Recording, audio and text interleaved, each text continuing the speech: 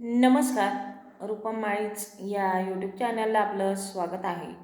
आज आपण TET 2026चा जो काही पेपर आज होणार होता तो काल दिनांक 27 तारखेला फुटलेला आहे आणि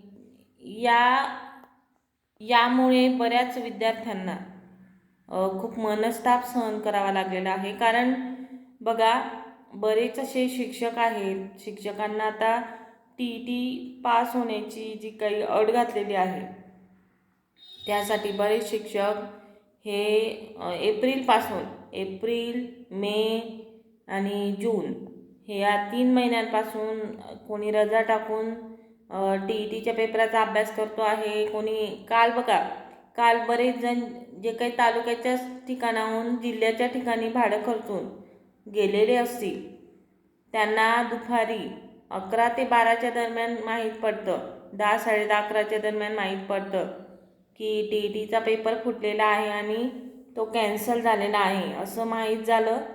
आणि त्यामुळे बऱ्याच जणांना मनस्ताप सहन करावा लागला. आता बऱ्याच महिला या लग्न झालेल्या आहेत त्या पुन्हा TETची परीक्षा देऊन अनुत्तीर्ण होतात. काही खूप अभ्यास करत आहेत, कारण काही नोकरीला आहेत, काहींच्या सर्व्हिसचे काही 10 वर्ष बाकी आहेत, 12 वर्ष बाकी आहेत, 15 वर्ष बाकी आहेत. त्यांना त्यांची नोकरी टिकवण्यासाठी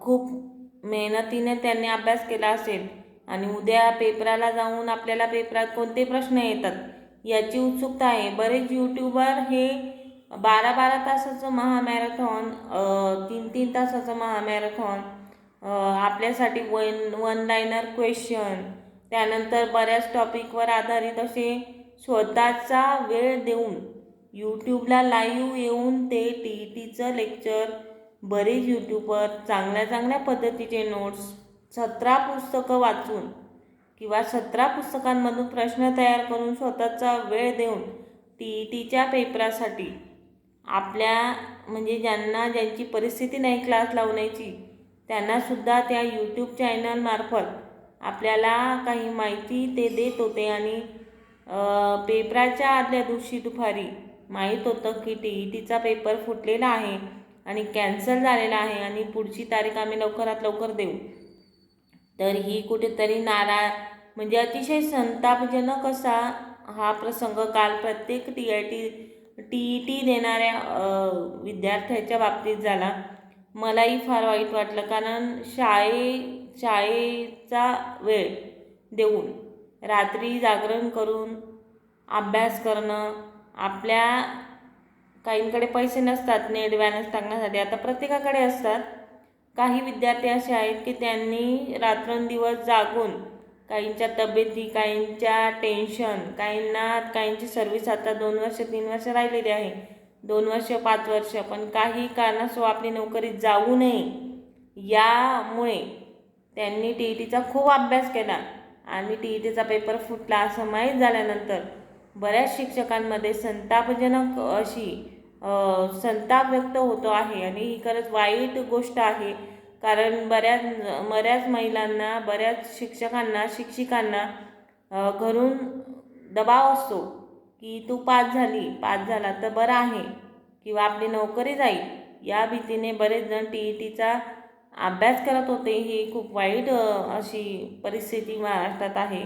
बघा, शासनाने जर 2013 पासून TETची जी काही परीक्षा लागू केलेली आहे महाराष्ट्रासाठी, त्यासाठी शासनानेच एक पुस्तक जर तयार केलं, महाराष्ट्र राज्य परीक्षा परिषदेने जर मनावर घेतलं की हे जे काही शासनामार्फत पुस्तक आहे यातलेच प्रश्न तुम्हाला TETला विचारले जातील, तर ते शिक्षकांसाठी सोपं होऊ शकतं आणि प्रत्येक TET धारकासाठी सोपं होऊ शकतं.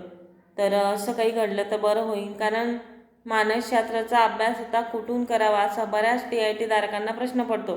आणि हा जो काही कंटाळा आहे TETच्या अभ्यासाचा, बऱ्याच शिक्षकांना कंटाळा येतो, म्हणून ते गैरमार्गाने काही आपण सिद्ध करू शकतो का, किंवा त्यामुळे पेपर फुटीचं प्रकरण हे महाराष्ट्रामध्ये भारतामध्ये होत आहे आणि महाराष्ट्रातलेच लोक पेपर फोडण्याचं काम करतात. जे काही कालच्या परिपत्रकात मी वाचलं की भिवंडीमध्ये पेपर फुटीचं प्रकरण झालेलं आहे. त्यामुळे मला फार वाईट वाटलं की TETच्या पेपराला जाणारे जे काही परीक्षार्थी होते त्यांना पुन्हा पुन्हा अभ्यास करायचा. आयुष्यभर त्यांनी अभ्यासच करावा का?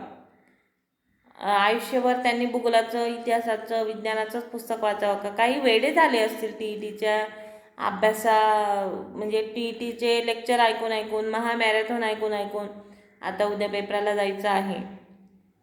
तर ही खूप वाईट अशी संतापजनक घटना आहे.